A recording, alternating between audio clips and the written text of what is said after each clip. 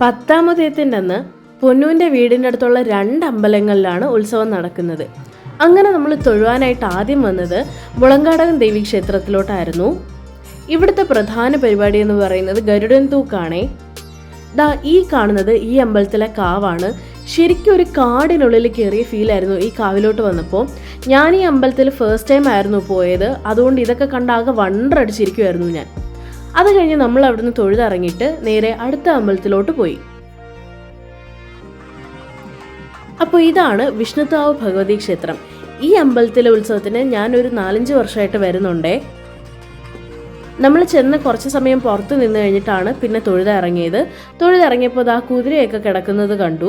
അത് കഴിഞ്ഞിട്ട് നമ്മൾ വീട്ടിൽ പോയിട്ട് വീണ്ടും ഒരു 8 മണിയൊക്കെ ആയപ്പോൾ എഴുന്നള്ളത്ത് കാണാനായിട്ട് വന്നു. ആ സമയത്ത് തന്നെ അമ്പലത്തിൽ നല്ല ക്രൗഡായിട്ടുണ്ടായിരുന്നു.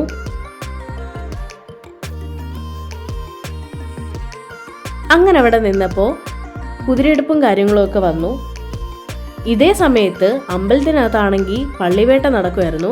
അങ്ങനെ ഞാൻ അത് പോയി കുറേ സമയം കണ്ടു നിന്നു. ഈ നാദസ്വരം വായിക്കുന്നതും കിട്ടി പള്ളിവേട്ടയൊക്കെ കണ്ടു നിൽക്കാൻ ശരിക്കും നല്ല രസമുണ്ടായിരുന്നേ. അത് കഴിഞ്ഞിട്ട് ആനയൊക്കെ പതുക്കെ അമ്പലത്തിന് പുറത്തേക്ക് ഇറങ്ങി. ഈ സമയത്തെല്ലാം നമ്മൾ എഴുന്നള്ളത്ത് വരാൻ വേണ്ടിയിട്ട് ഇങ്ങനെ വെയിറ്റ് ചെയ്തിരിക്കുകയായിരുന്നു. ആൻഡ് അറ്റ് ലാസ്റ്റ് എഴുന്നള്ളത്ത് ഇങ്ങനെ വന്ന് തുടങ്ങി. അതിനിടയ്ക്ക് ആരിഫും വന്നിട്ടുണ്ടായിരുന്നു. ഈ തിരക്കിൻ്റെ ഇടയ്ക്ക് ആരിഫിനെ കണ്ടുപിടിക്കുക എന്ന് പറയുന്നത് ഒരു വലിയ ടാസ്ക് ആയിരുന്നു.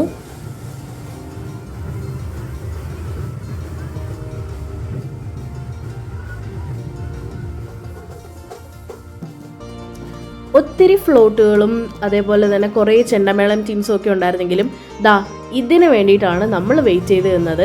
ഈ ഗജവീരന്മാരെ കാണാൻ വേണ്ടിയിട്ട് തന്നെയായിരുന്നു അത്രയും സമയം, ഏകദേശം ഒരു 2 മണിക്കൂറോളം നമ്മൾ അവിടെ വെയിറ്റ് ചെയ്ത് നിന്നത്.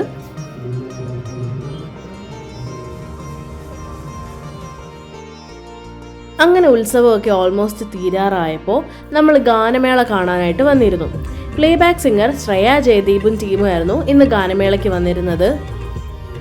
ശ്രേയ ജയദീപിൻ്റെ കുറച്ച് സിഗ്നേച്ചർ സോങ്സും അതേപോലെ തന്നെ മലയാളത്തിലെയും ഹിന്ദിയിലെയും തമിഴിലെയൊക്കെ കുറച്ച് എവർഗ്രീൻ സോങ്സുമാണ് ഈ ടീം പാടിയത്. ക്രൗഡൊക്കെ നല്ല ആക്റ്റീവ് ആയിരുന്നു. ഇപ്പോൾ സമയം ഒരു 2:30-3 മണിയൊക്കെ ആയിട്ടുണ്ടായിരിക്കും. അതുകൊണ്ട് നമ്മൾ നേരെ തിരിച്ച് വീട്ടിലോട്ട് പോകാനായിട്ട് ഇറങ്ങി. കാരണം നമുക്ക് നല്ല ഉറക്കം വരുന്നുണ്ടായിരുന്നു. അപ്പോൾ അത്രയേ ഉള്ളൂ. ബൈ.